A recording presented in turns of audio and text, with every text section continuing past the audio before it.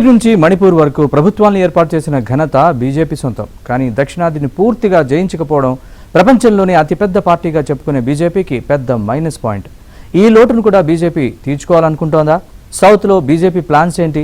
Party జాతీయ అధ్యక్షుడయ్యేది దక్షిణాది నుంచేనా?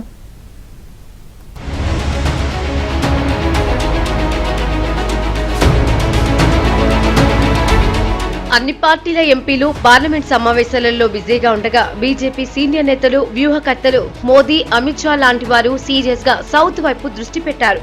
Parliament సమావేశాలు జరుగుతుండగానే మధ్యలో ప్రధానమంత్రి నాగపూర్ లో ఆర్ఎస్ఎస్ కేంద్ర కార్యాలయానికి వెళ్లి రాజకీయాల గురించి మాట్లాడారు. సంఘ్ పరివార్ సైతం ఇప్పుడు ప్రధానికి, బీజేపీకి పూర్తి స్థాయిలో గతంలో ఎన్నడూ లేనంతగా సహకరిస్తోంది. ఆర్ఎస్ఎస్, బీజేపీ కలిసి దక్షిణాదిని ఎలా చేజెక్కించుకోవాలో అని ప్రయత్నిస్తున్నాయి. గ్రామీణ ప్రాంతాలలో కూడా విస్తరించడంపై పూర్తిగా దృష్టి కేంద్రీకరించింది బీజేపీ, ఆర్ఎస్ఎస్. గత సార్వత్రిక ఎన్నికల్లో బీజేపీ కేవలం 240 సీట్లు సాధించింది. మెజార్టీ మార్కుకు 32 సీట్ల దూరంలో ఉండిపోయింది. ఈసారి మళ్లీ నరేంద్ర మోదీ నిలదొక్కుకోవాలంటే దక్షిణాది నుంచి సీట్లు అవసరం. ఉత్తర భారతంలో బీజేపీ పరిస్థితి అటు ఇటు అయినా దక్షిణాది నుంచి సీట్లు వస్తే సర్దుకోవచ్చని భావిస్తోంది. సంఘ్ అత్యంత బలంగా ఉన్న కర్ణాటకను ఒకప్పుడు బీజేపీ దక్షిణాది ద్వారంగా ఆ పార్టీ నేతలు అభివర్ణించారు. కానీ క్రమంగా ఆ ద్వారం మూసుకుపోతోంది. తమ నేత యడ్యూరప్పను దూరం పెట్టడంతో కర్ణాటకలో మెజార్టీ వర్గమైన లింగాయతులు బీజేపీతో అంటిముట్టనట్లుగా వ్యవహరించడమే ఇందుకు కారణం. కర్ణాటక ముఖ్యమంత్రి సిద్ధరామయ్యను అప్రతిష్ట పాలు చేసేందుకు ఈడీని ప్రయోగించినా బీజేపీ విజయవంతం కాలేకపోయింది. కర్ణాటకలో కాంగ్రెస్ చాలా బలంగా ఉంది.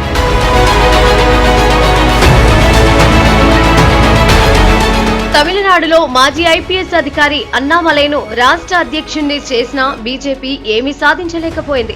అన్నా డీఎంకేపై ఆధారపడవలసిన స్థితి ఏర్పడింది.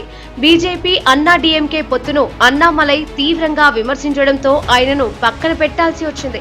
కేరళలో కూడా ఆర్ఎస్ఎస్ బలంగా ఉన్నా బీజేపీకి ఓట్లు పడటం లేదు. అయినా ఏదో రకంగా కేరళలోనూ బలపడాలని భావిస్తోంది బీజేపీ. దక్షిణాది రాష్ట్రాల్లో భారతీయ జనతా పార్టీ విస్తరణ అనేది చాలా సంవత్సరాల నుంచి మాట్లాడుతున్నది. ఆల్రెడీ కర్ణాటకలో 2 సార్లు భారతీయ జనతా పార్టీ స్వయంగాను, ఒకసారి జేడీఎస్తోనూ ప్రభుత్వాన్ని ఏర్పరిచాం.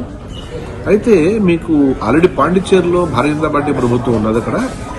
సో తెలంగాణలో అత్యధిక మెంబర్ ఆఫ్ పార్లమెంట్ సీట్లను గెలవడం కానీ, ఓటు బ్యాంకుని పెంచుకోవడంలో కానీ, అదేవిధంగా ఒక బలమైనటువంటి శక్తిగా కానీ ఆల్రెడీ తెలంగాణలో బీజేపీ ఉన్నది.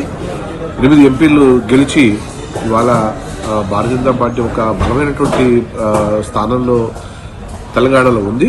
అదేవిధంగా ఆంధ్రప్రదేశ్లో రెండవసారి, అంటే మూడవసారి చెప్పాలి, 99లో ఒకసారి, 2014లో ఒకసారి, 2024లో ఒకసారి, 3 సార్లు ప్రభుత్వం భాగస్వామ్యంలో ప్రభుత్వంలో ఉన్నాము. భారతీయ జనతా పార్టీ కేరళలో గణనీయ నుండి స్థాయిలో ఎదిగింది. ఓటు బ్యాంక్ రోజు రోజుకు పెంచుకుంటుంది అక్కడ. రాబోయే రోజుల్లో భారతీయ జనతా పార్టీ ఇంకా బలంగా దక్షిణాది రాష్ట్రాల్లో తన ప్రభావాన్ని చూపబోతోంది. ఆంధ్రప్రదేశ్ విషయానికి వస్తే నెల్లూరులో ఆర్ఎస్ఎస్ తొలి శాఖ 1947లోనే ఏర్పడింది.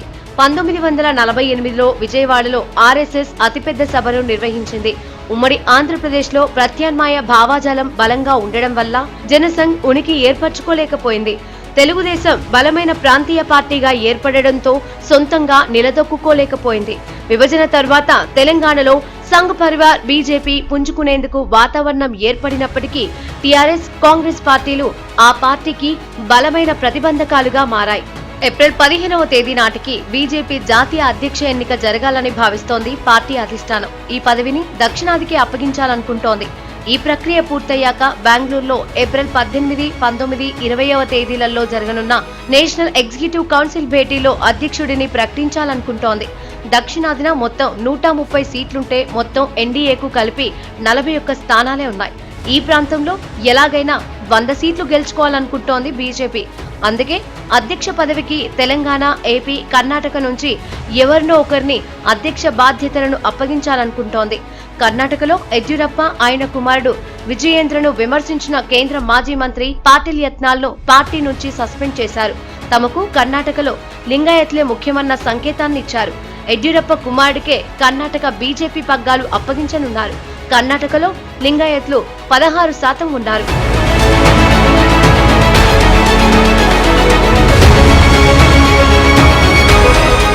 బిలినియర్ ఆసియా నెట్ గ్రూప్ వ్యవస్థాపకుడు రాజీవ్ చంద్రశేఖర్ కు కేరళ బీజేపీ అధ్యక్షునిగా నియమించడంతో పార్టీ గట్టి సంకేతాన్నే పంపింది.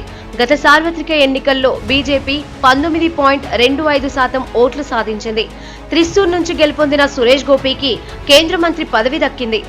సార్వత్రిక ఎన్నికల తర్వాత తెలంగాణలోనూ బీజేపీ చాలా స్ట్రాంగ్ గా తయారైంది. విభజన తర్వాత రాష్ట్రంలో టీడీపీ వీక్ అవడంతో ఆ స్థానాన్ని బీజేపీ భర్తీ చేయబోతోంది. బీసీ ఓట్లపై టార్గెట్ పెట్టింది. బీసీ నేతలు బండి సంజయ్, ఈటెల రాజేంద్ర లాంటి వారికి పెద్దపీట వేస్తోంది. తమిళనాడులో ఇటీవలే ప్రధాని నరేంద్ర మోదీ పలు అభివృద్ధి కార్యక్రమాలను ప్రారంభించారు.